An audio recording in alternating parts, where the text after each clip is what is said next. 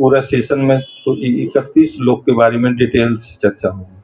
अभी सिर्फ इतनी समझ लीजिए, इतनी बात को समझ लीजिए कि जो है, जो हम अभी अपनी दृष्टि रखते हैं, वो अपना जीवन विहार करते हैं, वो इन्हीं 31 लोकों में,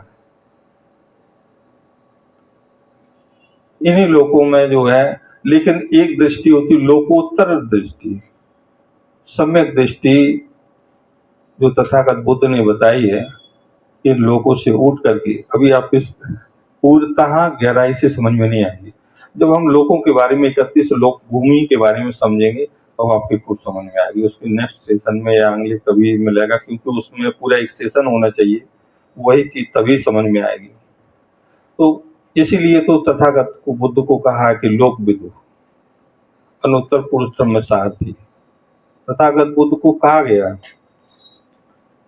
उनकी जब वंदना करते तो हम कहते हैं इति सो भगवान सम्मा संबुद्धो विद्याचरण संपन्नो सुगत लोक विदु अनुत्तरो पुरुष धम्म सारथी। लोक विदु यानी इसीलिए तथागत बुद्ध को कहा है कि लोक विदु, लोगों को बारे में लोकोत्तर दृष्टि रखने वाले, लोकोत्तर दृष्टि रखने वाले, लोक विदु लोगों को जानने वाले, सम्यक संबुद्ध, पुरुष धम्म सारथी यानी पुरुषों के धम्म के सारथी। सारथी किसे कहते हैं आप लोग जानते हैं, पुरुष धम्म सारथी। तो इसलिए उनको कहा गया है कि उनके बारे में। तो ये माता पिता की सेवा से कोई पुण्य नहीं मिलता है, ऐसी धारणा मिथ्या धारणा है। पुण्य नहीं मिलता है, ऐसी मिथ्या धारणा लोग जिनको लो करके जीते हैं, जिनको बांध के अपने अंदर धारण कर करके जीते हैं, वो लोग सुख को प्राप्त नहीं होते हैं, उनका मंगल जीवन नहीं होता है। और वो मिथ्या धारणा, जिस तरीके से एक आपने देखा होगा दीपक के चारों ओर एक कीट भ्रमण करता है और वो उसी में अपने पंख जला करके अपने जीवन को अंत कर लेता है। ठीक उसी प्रकार से व्यक्ति मिथ्या दृष्टि के भ्रम में जीता रहता है और वो अपने आप को श्रेष्ठ बताने के लिए या अपने आप को श्रेष्ठ रखने के लिए उसका अहम उस मिथ्या दृष्टि से उसको अलग नहीं होने देता है। बस उसकी एक ही धारणा रहती है कि जो हम कहते हैं वही सही है, या जो हमारा नियम है या जिसको हम जानते हैं वही सत्य है, और उसको वो पकड़े अपने जीवन को नष्ट कर लेता है। तो मिथ्या दृष्टि के लिए व्यक्ति को अपनी अनुभूति से समझना पड़ेगा। लोगों की ये धारणा रहती है कि भाई इस प्रश्न का उत्तर जब तक हमको नहीं मिलेगा तब तक ये बात को हम नहीं मानेंगे। अब देखिए, तथागत के समय भी बहुत सारे ऐसे प्रश्न आते थे जिनमें तथागत मौन रहते थे, उसका कोई जवाब देना वो उचित नहीं समझते थे। आज भी बहुत सारे लोग हैं जो इन बातों को मिथ्या समझते हैं, जो सम्यक दृष्टि है उसको मिथ्या समझते हैं, या जिनकी ये धारणा होती है कि इस प्रश्न का जब तक जवाब हमें नहीं मिलेगा तब तक हम आपकी बात को स्वीकार नहीं करेंगे। एक उदाहरण से समझते हैं, छोटे से उदाहरण से समझते हैं, खूब समझ में आएगा कि देखिए, एक व्यक्ति को जहर बुझा हुआ तीर लग जाता है और लगने के बाद में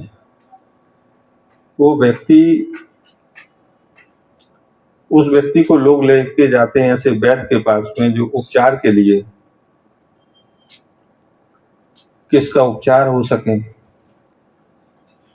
तो वैद्य के पास जाने के बाद में वो व्यक्ति कहता है कि इस तीर को हम जब तक नहीं निकालेंगे, जब तक हमें उस व्यक्ति का पता नहीं लग जाएगा,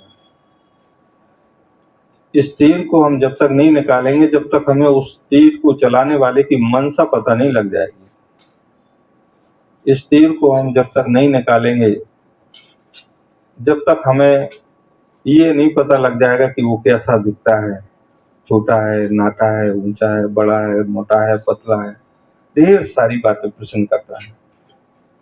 तो बताइए ऐसे व्यक्ति को हम क्या कहेंगे? तथागत ये उदाहरण के माध्यम से समझाते हैं ऐसे व्यक्ति को।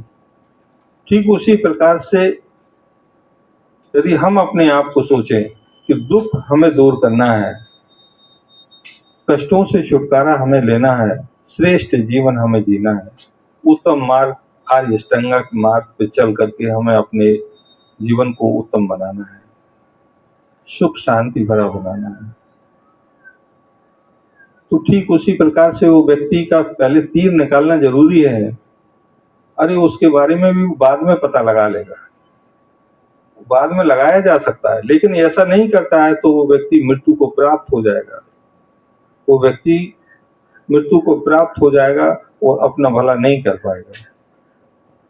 इसी भ्रम में हमारे लोग जीते हैं।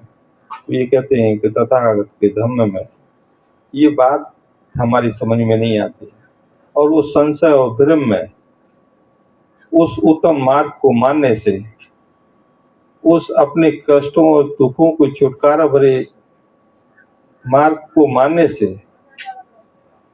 अपने अहंकार भरे स्वभाव के कारण से वो वंचित कर देते हैं। ठीक उसी प्रकार से वो कहते रहते हैं कि ये तीर हम जब ही निकालेंगे जब उसके बारे में पता लग जाए। तो ये जो है इसके बारे में थोड़ा सा और विस्तार से समझेंगे कि इसमें सम्यक दृष्टि के लिए 3 प्रकार के बंधन में हम बंधे रहते हैं। सम्यक दृष्टि प्राप्त न होने का कारण मुख्य रूप से 3 कारण होते हैं। अभी अपनी मिथ्या दृष्टि के बारे में समझा और सम्यक दृष्टि के बारे में अब हम समझेंगे कि ये जो सम्यक दृष्टि में मुख्य रूप से बाधा क्या होती है। तो देखिए, पहला होता है सत्काय दृष्टि के बंधन में हम बंधे रहते हैं। जो हमने कायानुपස්සना बताया उसी को यहाँ सत्काय दृष्टि कहा गया। सत्काय दृष्टि ठोस रूप हम देखते रहते हैं, जो हमें यथार्थ का यथाभूत का दर्शन होता है, नहीं हो पाता है, वो इसी कारण से नहीं हो पाता है कि हम भ्रम में रहते हैं। और दूसरा हमारा विचिकित्सा पे हम संशय करते रहते हैं। जो विचिकित्सा है उस पे हमारा संशय रहता है, उसको हम पूर्ण रूप से धारण नहीं कर पाते हैं, पूर्ण रूप से उस पर नहीं चलते हैं, तो हमारा जो है ये संशय हमारी सम्यक दृष्टि में बाधा होता है और सम्यक दृष्टि उत्पन्न नहीं होने देता है। इसके बाद में तीसरा है हमारा शील वृत्त परामर्श। ये सिर्फ 3 कारण ऐसे कारण से हैं, इन कारणों को यदि हम अच्छी तरीके से समझ लें, शील वृत्त परामर्श का मतलब है जो हमारी काया की शुद्धता और हमारी शील समाधि प्रज्ञा, ये जिसके बारे में चर्चा हुई पहले, तो इसके वजह से शील वृत्त परामर्श में हम संशय में रहते हैं और विचिकित्सा में संशय में रहते हैं, और जो है सत्काय दृष्टि जो हमारी कायानुपස්සना है, इसके बारे में जब हम नहीं व्यवहार कर पाते हैं सही तरीके से, तो हमारी मिथ्या दृष्टि बन जाती है और यही 3 कारण रहते हैं जो हमारी सम्यक दृष्टि नहीं बनने देते हैं। अब थोड़ा सा मोटा मोटा इसको समझने का प्रयास करेंगे कि देखिए, 4 आर्य सत्य, जो हमारे 4 आर्य सत्य हैं, उनसे परिचित न होना मिथ्या दृष्टि है। शरीर मुख्य रूप से समझेंगे कि जो 4 आर्य सत्य तथागत बुद्ध ने बताए हैं, यदि उनसे हम परिचित नहीं है तो हमारी मिथ्या दृष्टि है। दूसरा, आर्य अष्टांगिक मार्ग से परिचित न होना मिथ्या दृष्टि है। उसके बाद में प्रतीत समुत्पाद को न समझना मिथ्या दृष्टि है। 5 स्कंदों को न समझना मिथ्या दृष्टि है। 4 महाभूतों को से परिचित न होना मिथ्या दृष्टि है। और आर्य अष्टांगिक मार्ग पर को न समझना इनके 8 अंगों को मिथ्या दृष्टि है। तो ये जब इन चीजों को हम खूब समझ करके अभ्यास करते हैं तो सम्यक दृष्टि उत्पन्न होती है। वो सम्यक दृष्टि जिस व्यक्ति को हो जाती है उसको सभी वस्तुएं, सभी व्यक्ति अनित्य का बोध हो जाता है। अनित्य का बोध हो जाता है। जिस व्यक्ति को अनित्य का बोध हो जाता है वो व्यक्ति उस वस्तु से, उस व्यक्ति से उसकी आसक्ति घट जाती है, क्षीण हो जाती है, और वो व्यक्ति सभी अनात्म वस्तुओं में, अनात्म चीजों में अनात्म का बोध करते हुए स्थायी सुख ढूंढने का प्रयास नहीं करता है। तो ये थोड़ी सी गूढ़ बातें हुई, इनका हम अभ्यास करेंगे तभी हमारी समझ में आएगा। क्योंकि तथागत बुद्ध ने कहा है कि दुख का कारण, दुख एक अनुभूति है और इसका इलाज भी अनुभूति ही हो सकती है। तो एक बार प्रेम से बोलिए भगवान तथागत बुद्ध की, भगवान तथागत बुद्ध की, भगवान तथागत बुद्ध की।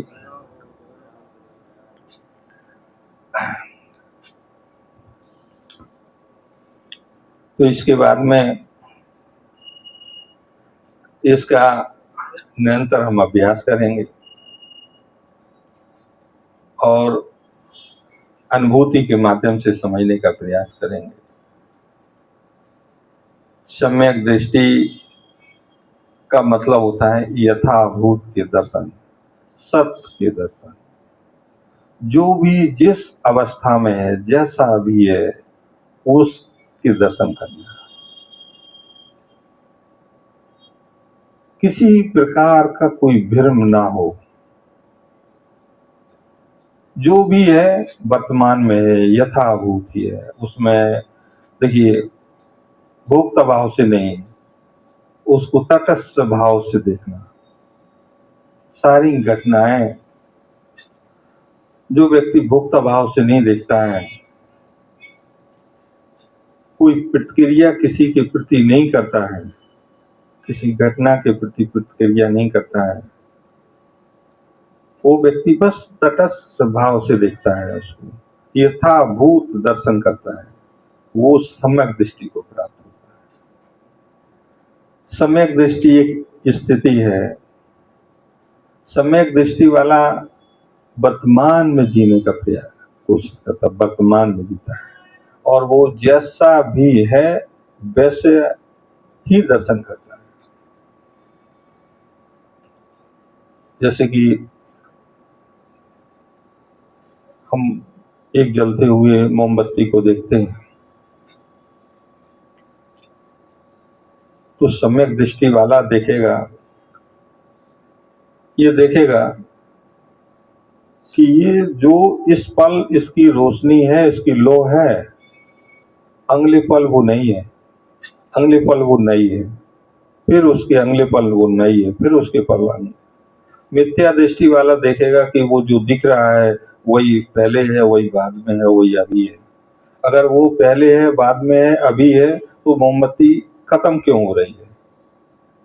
क्योंकि खत्म वो तभी हो रही है जब वो हर पल नया नया होगा।